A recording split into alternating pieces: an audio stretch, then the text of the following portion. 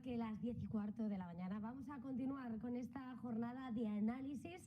Donald Trump vuelve a la Casa Blanca 4 años después y vamos a ver la lectura, el impacto, lo que podemos esperar en los mercados, en la propia economía de Estados Unidos, también en Europa. Vamos con Manuel Pinto. Muy buenos días. Hola, ¿qué tal, Eva? Encantado, como siempre, estar con vosotros y enhorabuena por el programa y toda la noche de retransmisión. Pues gracias a todos mis compañeros que han estado aquí toda la noche, que yo he descansado bastante más.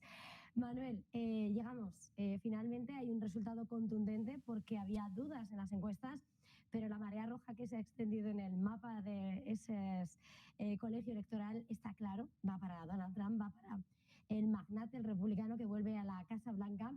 ¿Cuál es la lectura inicial de cara a lo que es el impacto en los mercados?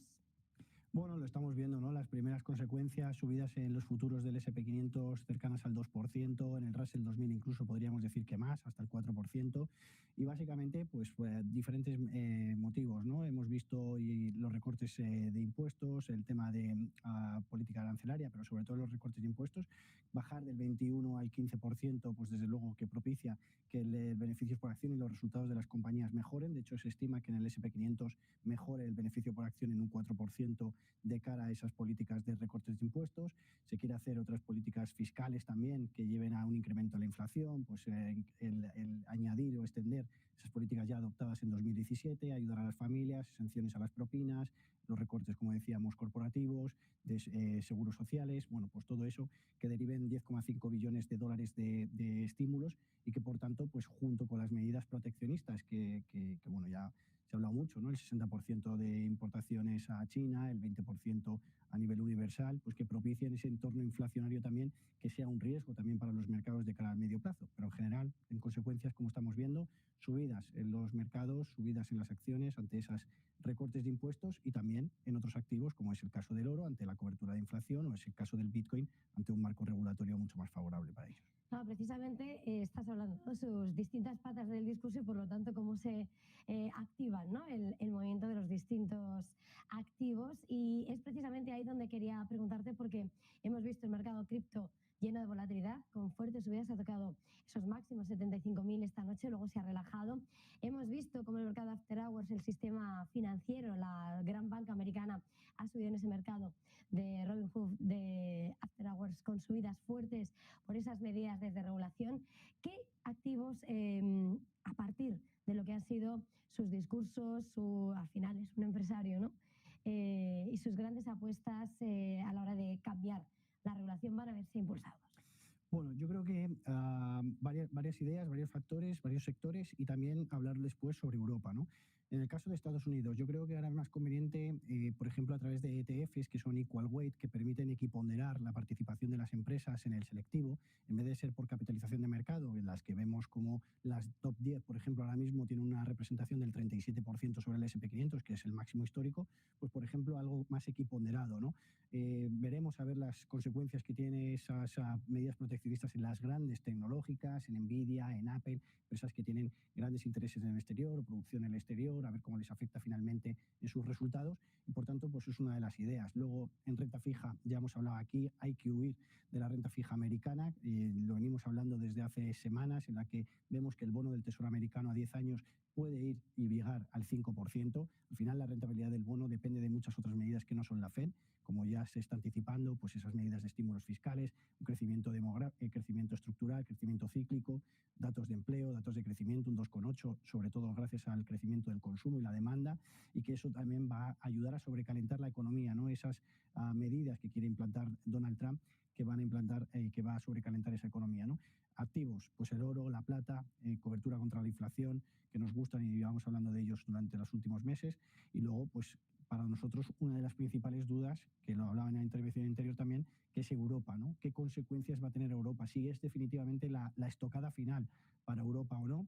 Es verdad que puede despertar de su letargo, ¿no?, de todos estos últimos años, o puede tener una segunda derivada, que es definitivamente pues darle esa estocada, que se estima que hay un crecimiento a la baja en Europa de esas medidas de comerciales de un crecimiento a la baja del 1% de Producto Interior Bruto, en una economía que crece en el 0,7, datos de PMI, datos de manufacturas, de servicios a la baja, y que pueden limitar el impacto que para nosotros era hasta ahora la principal herramienta de crecimiento de Europa, que era el BCE.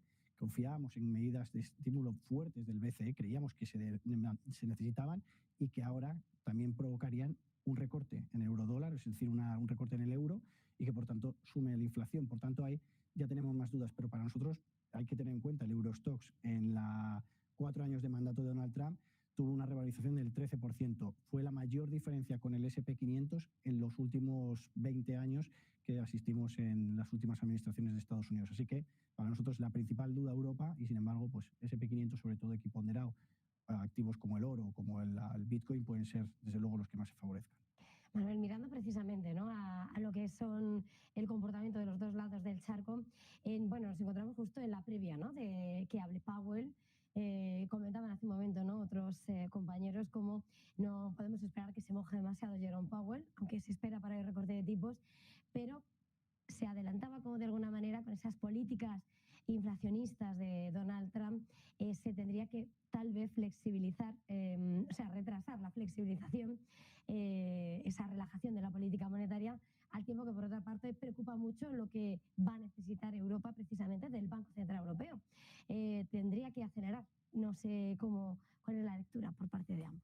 Bueno, en nuestro caso llevamos hablando sobre las decisiones de política monetaria de la FED, que nos ha parecido demasiado precipitado los recortes jumbo, ¿no?, de 50 puntos básicos de septiembre. Ya se estima pues un 95 o 99% de probabilidad que habrá otro recorte de tipos de 25 puntos básicos mañana, y para nosotros no tiene tanto sentido, ¿no?, y más ahora con estas medidas que vamos a ver el impacto que pueden tener en la inflación. Se habla de crecimientos de la inflación, de esas solas medidas a nivel arancelario del 1%, sumado también, cuidado, a la inmigración. Vamos a ver que la inmigración también se va a deportar a millones de personas o miles de personas, veremos, y que eso va a tener también impacto directo en la economía. Se estima que pueda ser, si solo deportan a los de a partir de 2020, un crecimiento a la baja del 3%, pero si es a sectores como la construcción o la hostelería, que van a tener que pagar más por salarios, por nuevas contrataciones, el que impulse también la inflación. Es que tenemos inflación al alza por medidas arancelarias, inflación al alza por recortes de impuestos, inflación al alza por inmigración. Al final, todo eso es un conjunto de inflación al alza muy importante, que para nosotros recortar los tipos por parte de la Reserva Federal en un entorno en el que vemos un crecimiento del 2,8%, como decía antes, positivo, en el que vemos los resultados empresariales, el 70% más o menos del S&P 500 ha presentado resultados ya. El 75% de ese 70%, el beneficio de evaluación ha sido por encima de lo esperado, y el 60% de esas empresas ha presentado un beneficio por encima de lo esperado. Es decir, que hay un crecimiento corporativo fuerte, que hay un consumo fuerte, una demanda fuerte, unos tipos de interés, una inflación que puede provocar que hoy haya una segunda ola de inflación fuerte, y sin embargo vemos una tendencia a la baja en los recortes de tipos, ¿no? Para nosotros un error, veremos las consecuencias que tiene en un futuro, y para mí 2 preguntas que se hará el mercado con la rueda de prensa.